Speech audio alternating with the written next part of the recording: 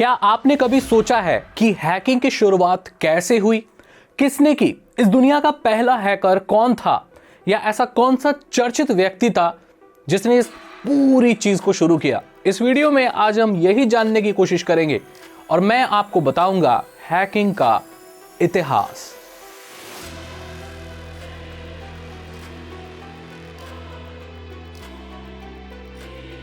We believe that you have been forced to denounce your company's involvement with this year. And the original vision.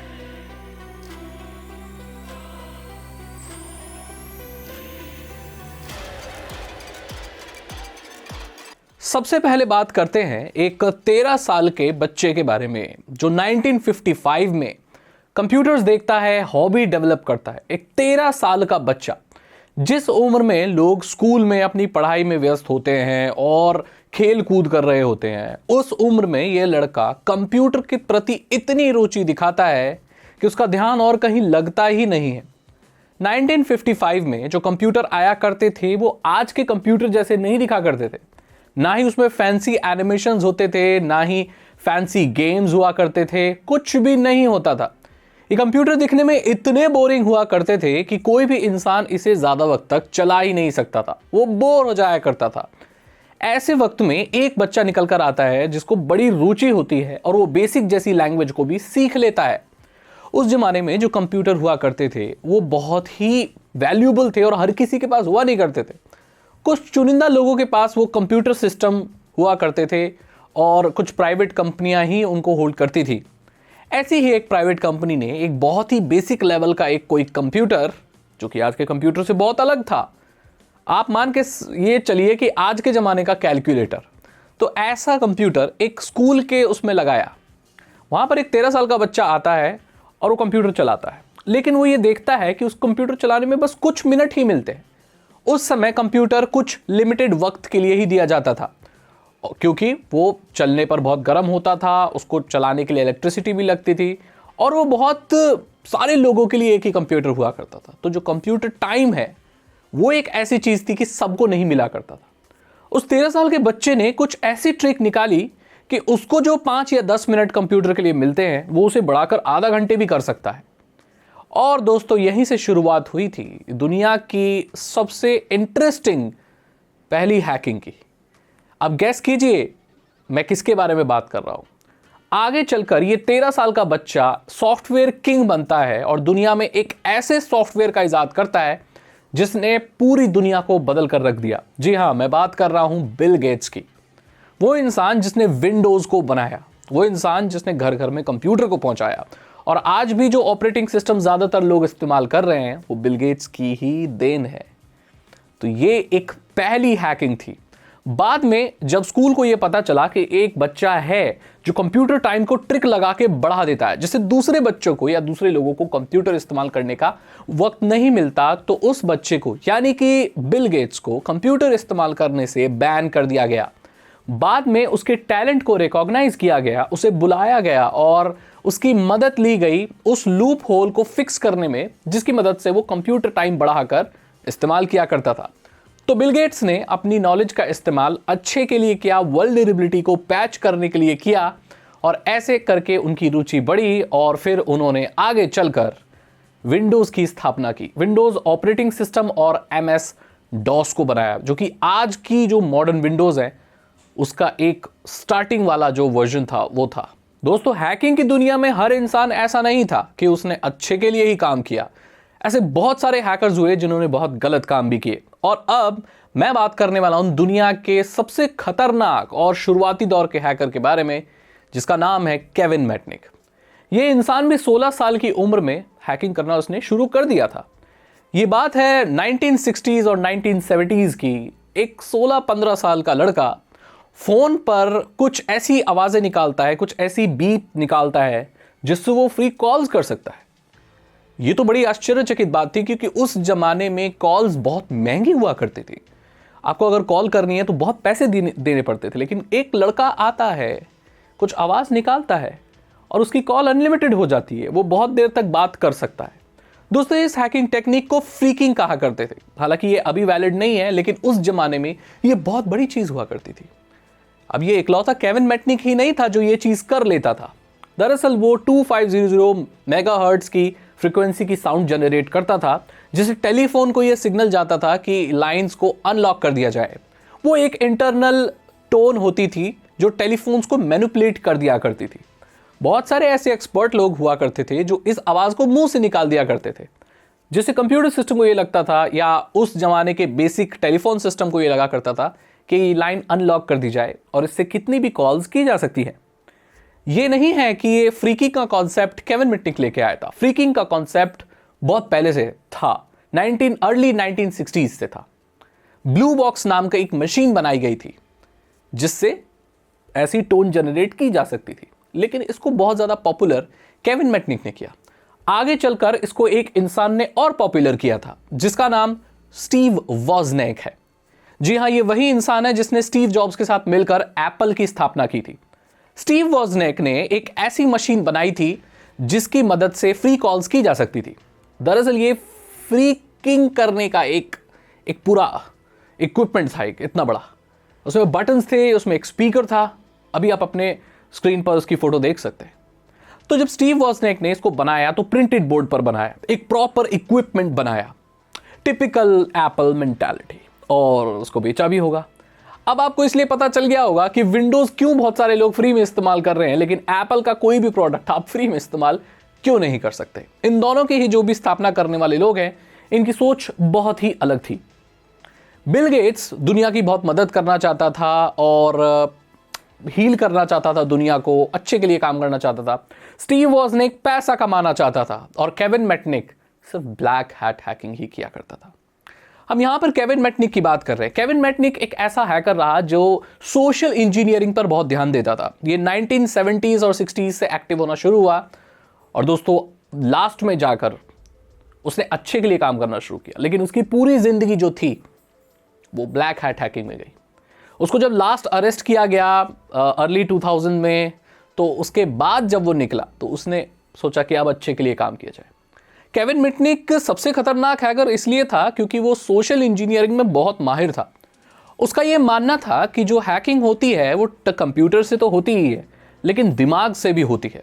इसीलिए उसको बहुत एक बड़ा Pioneer माना जाता था सोशल इंजीनियरिंग में। और वो लास्ट में, जब उसके लास्ट के हैकिंग के डेज चल रहे थे, तो उसने काउंसलिंग करना, कंसल्टेशन देना, पब्लिक स्पीकिंग और अवेयर करना लोगों को सोशल इंजीनियरिंग के बारे में कि भाई आपकी कंप्यूटर कितना भी सेफ हो, अगर आपका दिमाग कैपेबल नहीं है, आप दिमाग से स्ट्रांग नहीं हो, आप किसी के झांसे में आ जाते हो, तो कोई भी सिस्टम सिक्योर नहीं है। उसके बाद हैकिंग में अगर कोई नोटेबली एक बड़ा ग्रुप है तो दोस्तों वो है एनोनिमस। अब मैं बात करूंगा राइज ऑफ एनोनिमस के बारे में। ये एनोनिमस ग्रुप जो वी फॉर वेंडेटा वाला मास्क ये पहनकर सामने आया, इसकी शुरुआत क्यों हुई, इसकी आइडियोलॉजी क्या थी, इसने कैसे हैकिंग कल्चर को बदल कर रख दिया, इसके क्या सोशल इंपैक्ट थे। दोस्तों वक्त था अर्ली 2000s का, इंटरनेट आ ही रहा था, बहुत पॉपुलर हो रहा था, और इंटरनेट के साथ हैकिंग और हैक्टिविज्म भी पॉपुलर हो रहा था। हैक्टिविज्म को इस दुनिया में लाने वाला जो सबसे बड़ा ग्रुप था वो एनोनिमस ही था। ये फ्रीडम, इंटरनेट फ्रीडम, राइट्स के लिए और लड़ना चाहता था। तो ऐसी बहुत सारी कंपनियां थी जो इसको पसंद नहीं करती थी, वजह अलग अलग थी। एनोनिमस का राइज तब हुआ जब विकीलीक्स ने बहुत सारे कॉरपोरेट हाउस, बहुत सारी कंपनी और इवन सरकार के लिए भी बहुत सारे दस्तावेज लागू कर दिए जिसमें यह दिख रहा था कि सरकार करप्ट है। ये चीज़ देखते हुए लोग अफरा तफरी मच गई उनमें कि जब सरकार ही करप्ट हो या जब कंपनियां ही ऐसी करप्ट हो तो किसके पास जाएं। Payment gateway, visa, master card और ऐसी बहुत सारी कंपनियां थी जिसके ऊपर आरोप लगा था कि उनके कुछ डॉक्यूमेंट्स वगैरह ऐसे लीक हुए हैं। तो जब ये चीज़ देखी गई तो उन्होंने विकीलीक्स के लिए फंडिंग रोक दी। एनोनिमस ग्रुप को ये लगा कि किसी ऐसे प्लेटफॉर्म की फंडिंग रोकना जो सच दिखाता है, फ्रीडम को और राइट टू स्पीच को, इंटरनेट फ्रीडम को हिंडर करता है। इसीलिए एनोनिमस ग्रुप ने वीज़ा, मास्टरकार्ड और बहुत सारी कंपनियों पर साइबर अटैक्स, ऑपरेशन पेबैक चालू कर दिया। ऑपरेशन पेबैक में उनके सिस्टम को डाउन कर दिया गया और बहुत बड़े बड़े हैकिंग अटैक्स परफॉर्म किए गए, जिससे इन कंपनियों को बहुत नुकसान हुआ। और इसी से सामने आया एनोनिमस ग्रुप, एक ऐसा ग्रुप जिसकी कोई पहचान नहीं है, ये डिसेंट्रलाइज्ड है, इसका कोई लीडर नहीं है। ये लोग कोई भी हो सकते हैं, कहीं भी हो सकते हैं। 2010 आते आते ये ग्रुप इतना पॉपुलर हो गया था कि महज इनके नाम से कम्युनिटी में लोग डरने लगे थे। लोग ये जानते थे कि ये ग्रुप बहुत ही ज़्यादा संगठित है लेकिन डिसेंट्रलाइज्ड है, यानी कि ये सिर्फ एक आइडियोलॉजी पर चलते हैं। ये ग्रुप तो बनाते हैं लेकिन लीडर नहीं बनाते। इनका हर एक मेंबर सेम कैपेबिलिटी रखता है और अगर ये कोई एक ऑपरेशन परफॉर्म करना चाहें तो ये लोग साथ मिल जाते हैं, क्योंकि सबकी आइडियोलॉजी यही है कि इनजस्टिस नहीं होना चाहिए, इंटरनेट फ्रीडम होनी चाहिए और किसी के ऊपर ऑनलाइन अत्याचार नहीं होना चाहिए। धीरे धीरे एनोनिमस ग्रुप की जो पॉपुलैरिटी है या जो उनकी एग्जिस्टेंस है, इस पर भी सवाल उठने लगे। बहुत सारे अरेस्ट भी हुए और एलिजिडली ये भी कहा गया कि इसका जो मेन जिसने इसने बनाया था, जो आइडिया था, वो भी अरेस्ट कर लिया गया। लेकिन बहुत सारे मेंबर्स ने ये क्लेम किया कि आप किसी आइडिया को तो अरेस्ट कर ही नहीं सकते, आप सिर्फ इंसान को अरेस्ट कर सकते हो, किसी आइडिया को नहीं। अभी एनोनिमस ग्रुप इतना एक्टिव नहीं है, लेकिन ओकेजनली आप इनको न्यूज़ में देखेंगे इनकी कंट्रोवर्शियल वीडियोस के लिए या ये जो अटैक्स वगैरह परफॉर्म करते हैं उनके लिए। इसका इतना बड़ा सोशल इंपैक्ट पड़ा कि लोगों ने बहुत ज़्यादा इनका मास्क खरीदा और हैकिंग का पर्यायवाची भी एनोनिमस ग्रुप ही हो गया था और ये चलन आज तक कंटिन्यू हो रहा है। दोस्तों, अब बात करते हैं इतिहास में हुए बड़े बड़े हैकिंग अटैक्स के बारे में और इन्होंने कितनी तबाही मचाई। सबसे बड़ा जो पॉपुलर अटैक है वो 2013 में अमेरिका में हुआ था, टारगेट रिटेल फ्रेंचाइज के ऊपर।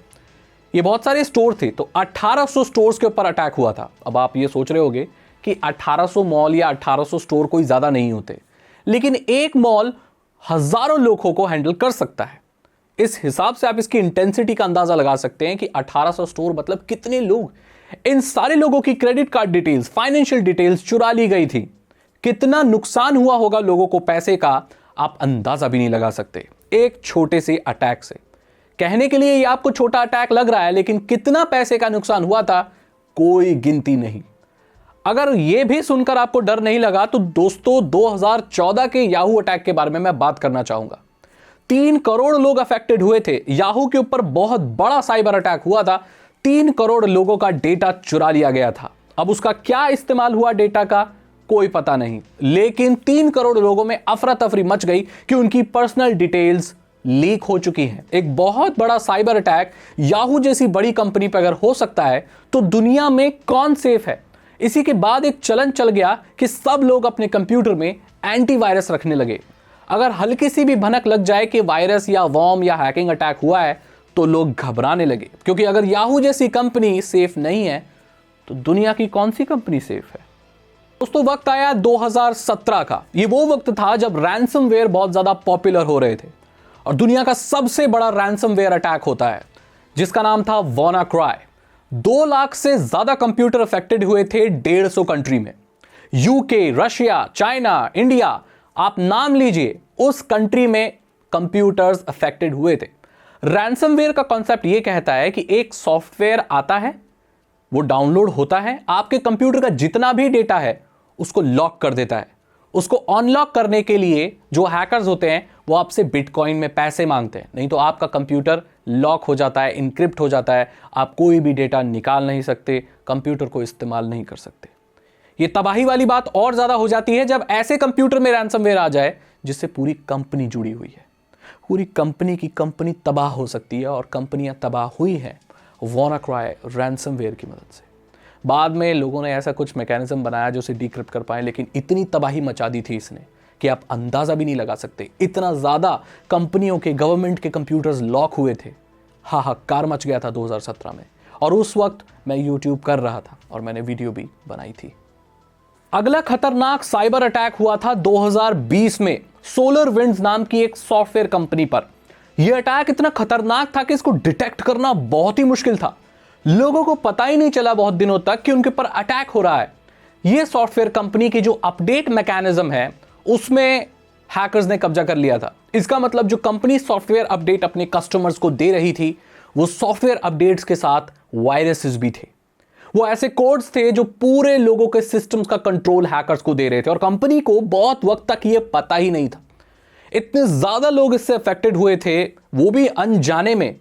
ऐसे लोग जो सेफ्टी सिक्योरिटी का बहुत ध्यान देते थे लेकिन SolarWinds के सॉफ्टवेयर का अपडेट करते थे, और उनको ये बिल्कुल नहीं पता था कि जो अपडेट वो अपने कंप्यूटर में इंस्टॉल कर रहे हैं दरअसल उनकी कंपनी को मिट्टी में मिला देगा, उनके कंप्यूटर का नामो निशान मिटा देगा, उनका डेटा कहीं नहीं बचेगा और उनका कंप्यूटर महज एक टिन का डिब्बा बनकर रह जाएगा। कॉलोनियल पाइपलाइन रैंसमवेयर अटैक 2021 में अमेरिका के ऊपर हुआ था। ये जो पाइपलाइन का जो मैकेनिज्म है ये सब स्मार्ट था वहाँ पर। हमारे यहाँ क्या है कि इतना ज़्यादा पाइपलाइंस है नहीं, लेकिन वहाँ पर जो ऑयल सप्लाई हो रहा है उसकी पाइपलाइन पूरे कंट्री में फैली हुई है, जगह जगह तक फैली हुई है, ईस्ट कोस्ट तक फैली हुई है। तो उनका जो भी सप्लाई होता है वो स्मार्ट तरीके से कंप्यूटराइज्ड होता है। उन कंप्यूटर में रैंसमवेयर आ गया था जिसकी वजह से अमेरिका में बहुत जगह पर जो ऑयल की सप्लाई है वो नहीं हो पा रही थी, ठप हो गई थी। दोस्तों ये ऑयल पेट्रोल आपको सिर्फ गाड़ी चलाने के साधन लगते होंगे, लेकिन आपको पता है कि इससे हमारी पूरी इकोनॉमी इसके ऊपर ही बैठी हुई है, क्योंकि ट्रांसपोर्टेशन नहीं होता दोस्तों, रोड से तो बहुत सारी चीज़ें नहीं जा सकती, आप नहीं जा सकते, सफ़र नहीं कर सकते, ट्रक्स ट्रांसपोर्टेशन सब ठप हो जाएगा तो एक बार उधर से नहीं जा पाएगा, दुकानें नहीं चल पाएंगी, मेडिकल सप्लाईज नहीं दी जा सकती, बहुत ही ज़्यादा प्रॉब्लम हो जाती है। और ऐसे मैकेनिज्म पे रैंसमवेयर अटैक होने का मतलब है सरकार को चुनौती कि आप पैसे दो नहीं तो हम आपकी पाइपलाइन को दुरुस्त नहीं होने देंगे।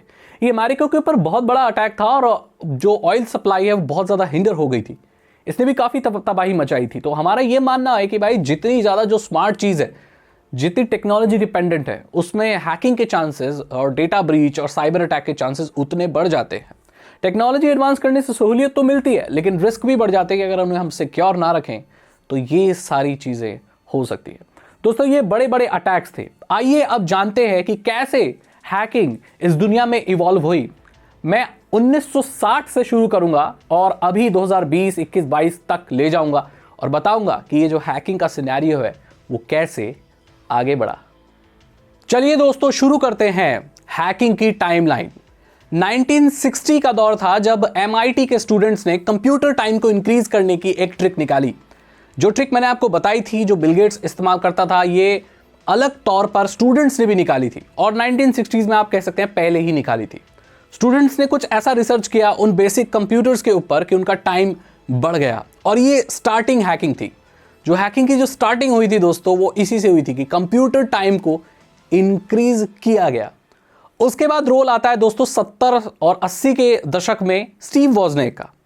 कंप्यूटर क्लब्स फॉर्म होने लगे और उसको स्टीव वॉजनेक ने ज्वाइन कर लिया। स्टीव वॉजनेक ऐसा इंसान था जो इन ट्रिक्स में, हैकिंग में बहुत ज़्यादा इन्वॉल्व था। उस जमाने में ऑनलाइन कम्युनिटी तो हुआ नहीं करती थी क्योंकि इंटरनेट आया ही नहीं था, तो लोग ऑफलाइन मिलकर एक क्लब बनाया करते थे, एक रूम में बैठा करते थे, कंप्यूटर्स और मशीन के बारे में डिस्कशन एक कमरे में हुआ करता था, क्योंकि फॉरम्स, IRCs, चैट रूम्स ये सब नहीं आए थे। 1988 का दौर आया और मॉरिस वॉर्म नाम का एक पहला वॉर्म यानी वायरस, आसान भाषा में कहें, हालांकि वॉर्म और वायरसेस में बहुत फर्क होता है, लेकिन द मॉरिस वॉर्म आया 1988 में। ये कंप्यूटर का ऐसा वायरस था जिसने बड़ी तबाही मचाई और उस जमाने के बेसिक कंप्यूटर को भी ठप कर दिया।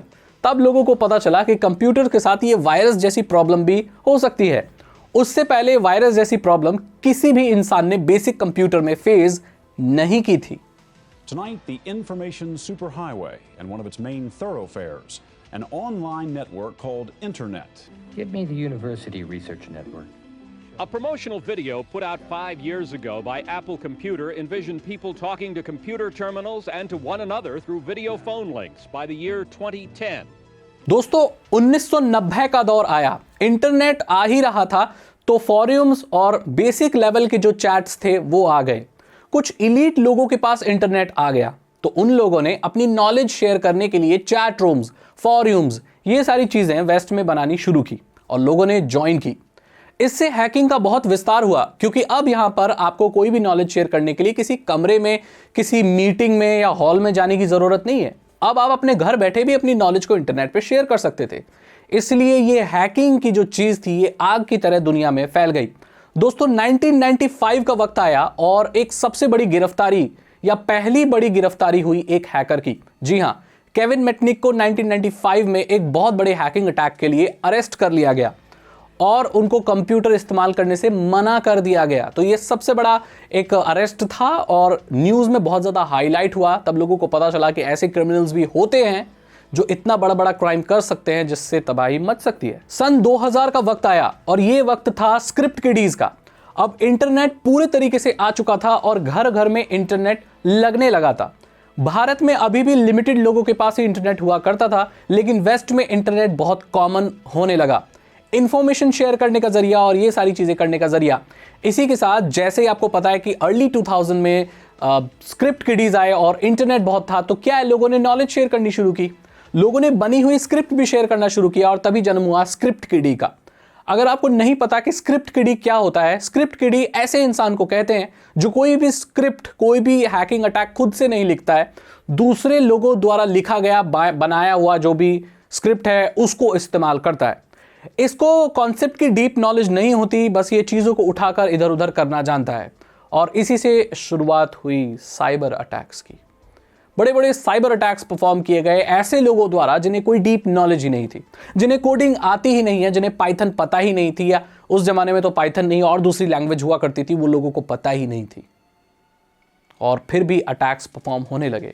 गवर्नमेंट ने बड़ी बड़ी कंट्रीज के रिकॉग्नाइज किया कि साइबर अटैक भी एक थ्रेट हो सकती है और उन्होंने डिफेंस सिस्टम बनाना शुरू कर दिया।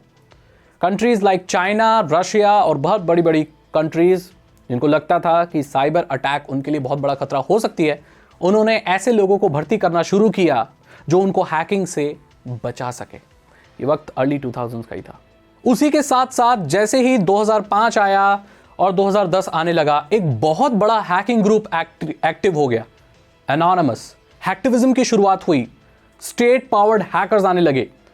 हैक्टिविज्म की शुरुआत मतलब इंटरनेट और हैकिंग का इस्तेमाल करना एक्टिविज्म करने के लिए। जैसे आप देखते हैं बहुत बड़े बड़े विसल ब्लोअर होते हैं, आंदोलन करते हैं, धरने पे बैठते हैं लोग, ऐसे लोग इंटरनेट पे करने लगे। और एनोनिमस उनका चेहरा था दोस्तों, क्योंकि ये फ्रीडम के लिए लड़ रहे थे, ये इनजस्टिस के लिए लड़ रहे थे।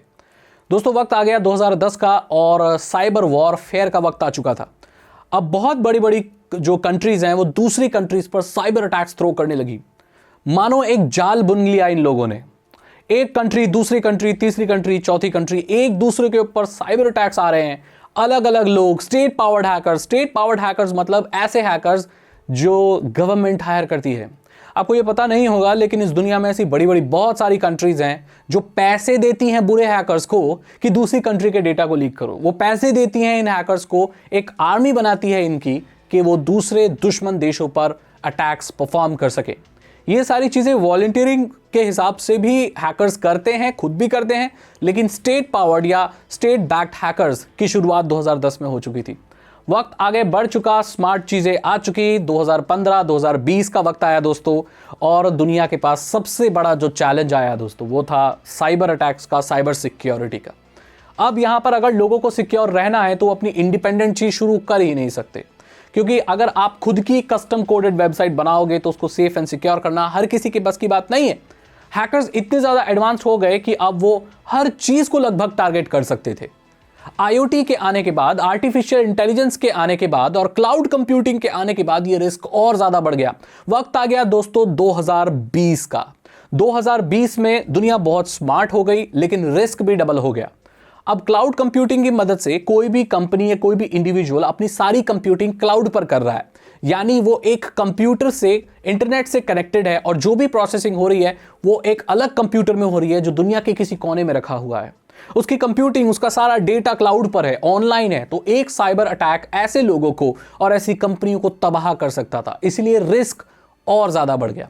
आर्टिफिशियल इंटेलिजेंस आ गई, क्या असली है क्या नकली है कोई पता नहीं। सोशल इंजीनियरिंग के नए आयाम खुल गए। लोग जो इंटरनेट पर देख रहे थे उन्हें यह पता ही नहीं कि वो असली है या नकली है, और ये दौर अभी भी कंटिन्यू हो रहा है। IoT का दौर आ गया, यानी हर एक चीज स्मार्ट हो गई और इंटरनेट से कनेक्टेड हो गई। वो बुरे हैकर्स जो कल तक सिर्फ कंप्यूटर्स को ही टारगेट कर सकते थे, अब वो दुनिया की हर उस चीज को टारगेट कर सकते थे जो इंटरनेट से कनेक्टेड है, चाहे वो सिक्योरिटी कैमरास हो, AC सिस्टम हो, हीटिंग सिस्टम हो या न्यूक्लियर पावर प्लांट। हर चीज जो इंटरनेट से कनेक्टेड है वो इस रिस्क में आ गई, लेकिन साथ में अच्छे लोगों की भी वृद्धि हुई। ऐसी बड़ी बड़ी कंपनियां सामने आई जो लोगों को बचा सके। ऐसे एजुकेटर्स सामने आए जिन्हें लोगों को बताया कि आप सेफ कैसे रह सकते हो, सिक्योर कैसे रह सकते हो। गूगल और बहुत बड़ी बड़ी कंपनियों ने बड़ी बड़ी साइबर के अपडेट्स किए, सिक्योरिटी अपडेट्स किए, उनको फुल प्रूफ बनाया ताकि अगर लोग इंटरनेट इस्तेमाल करें भी तो वो भरोसा कर सकें गूगल के ऊपर या बड़ी बड़ी कंपनियों के ऊपर जो उन्हें सेफ एंड सिक्योर रखेगी। वो अलग बात है कि ये दौर आगे बढ़कर जैसे ही 2022 और 23 आने लगा, इन बड़ी कंपनियों पर ही आरोप लगने लगा कि फेसबुक डेटा चुराता है, ये हमारे डेटा को हार्नेस कर रहे हैं, और तब से ये सर्वेलेंस और ये सारी चीज़ें पॉपुलर हुई और आज भी दोस्तों वो चल रही हैं। ये थी कहानी दोस्तों हैकिंग की। मैंने शुरू से अंत तक आपको बताया क्या चैलेंजेस, क्या बड़े बड़े मेजर फिगर्स थी, इसकी शुरुआत कैसे हुई। ये वीडियो हिस्ट्री के ऊपर थी हैकिंग के बारे में, हैकिंग की पूरी स्टोरी, टेक्नोलॉजी की टाइमलाइन और बहुत सारी इंटरेस्टिंग वीडियो मैं बहुत ही जल्दी लाने वाला हूँ। अगर आपको इस तरह की वीडियो पसंद आती है तो इस वीडियो को लाइक करें, अपने दोस्तों के साथ शेयर करें। मैं मिलता हूँ आपसे अगली वीडियो में। और अगर आपको साइबर सिक्योरिटी और इथिकल हैकिंग में इंटरेस्ट है तो डिस्क्रिप्शन जरूर चेक करना, वहाँ पर इथिकल हैकिंग कोर्स हैं जो आसान भाषा में आपको इथिकल हैकिंग सिखा देंगे। मैं मिलता हूँ आपसे अगली वीडियो में। Thank you so much and good bye.